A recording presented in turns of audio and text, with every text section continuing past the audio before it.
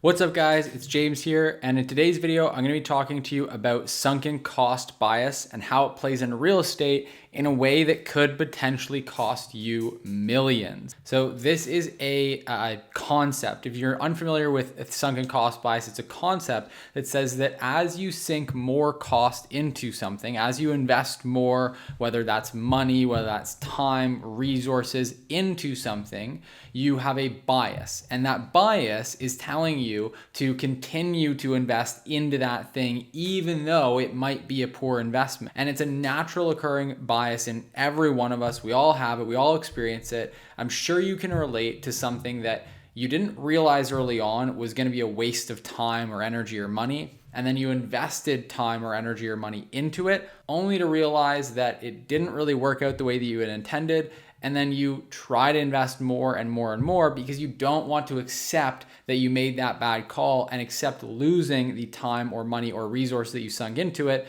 So you chase bad money after good or bad resources after good, trying to recoup your initial investment or trying to salvage this investment. And that is a sunken cost bias at play. And so what we want to do as real estate investors is really avoid this. So in this video here, I'm going to talk to you about how this plays in with short-term rental investing, how it plays in with real estate investing in general, and talk to you about how you can avoid it in your own investing journey so you can hopefully avoid making some pretty nasty mistakes. They're going to cost you substantially. Now, if you are interested in learning exactly how to invest successfully into short-term rental properties and leverage Airbnb and this incredible sharing economy, then I highly recommend you check out the links down in the description down below. Whether you want to invest in short-term rental properties, actually purchase them, or if you already have one and you want to learn to host it more effectively, or if you want to manage other people's properties on Airbnb without having to buy, rent, furnish any properties at all, we've got trainings that are all linked in the description down below, and they're all completely free. So I highly recommend that you check those out. Now, the sunken cost bias, a really good example I actually talked about in the last video here on the channel is a property that I was recently looking at that I offered on conditional. I ended up getting an inspection done. And so at that point, I had sunk substantial amounts of time and energy and money into the property,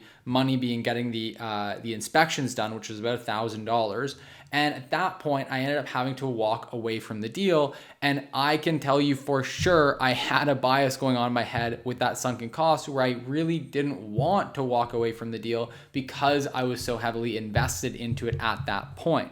Now, looking back, I'm very, very happy that I made the right and disciplined call to walk away from that deal and didn't let my subconscious bias jade my decision making and have me make a really, really bad decision.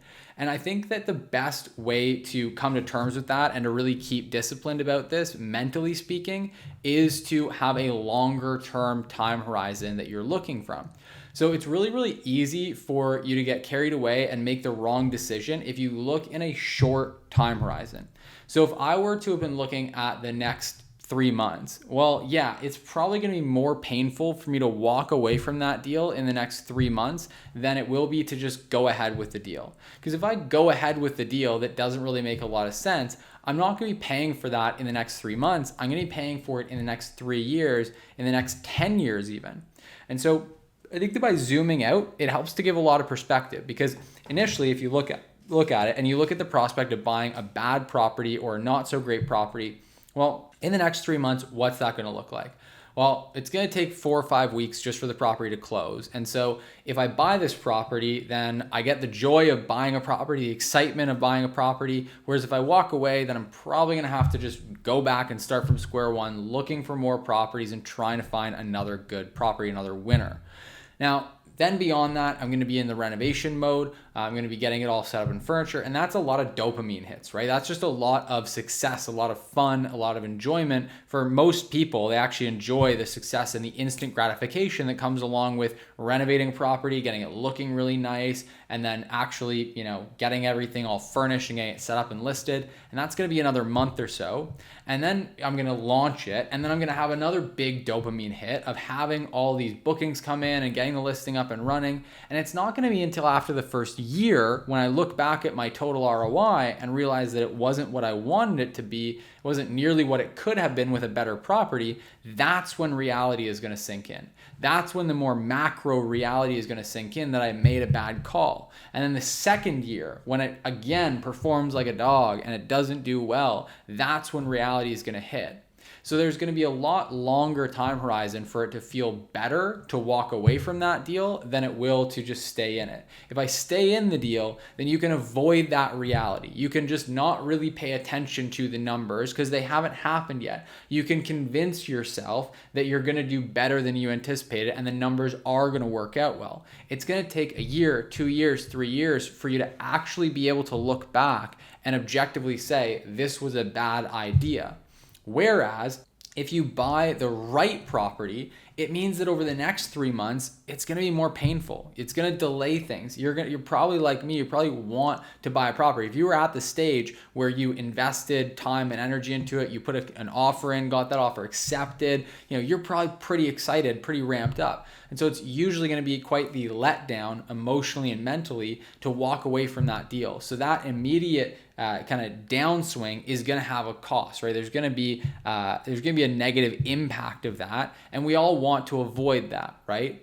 But where you're really going to get the positive upside is going to be a year from now, not next month, because you may not still have a property then, but it's really going to be a year from now when you get to look back and say, wow, this property performed really well. I'm glad I waited for it. I'm glad I took longer. It's been 12, 15 months now since then. And now you get to actually go and look back at the better investment that you did get to make and realize that that was the right call.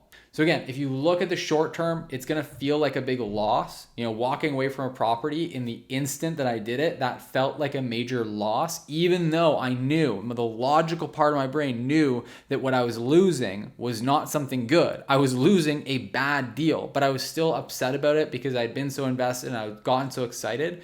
But then the analytical side of my brain, was telling me, hey, I am losing something that is bad. I don't want it. I ended up being disciplined and listening to that. And now we're, 3, 4, 5, 6 months out from that. And I've got another property. I found it. I actually ended up purchasing it, closing on it. We're renovating it. So now I'm actually getting to see some of the enjoyment. And I'm even more excited for being able to look back a year from now, once the property's been live and it's gotten me a really great ROI, and say, wow, I'm really, really glad that I walked away from that other opportunity that wasn't nearly as good as this one.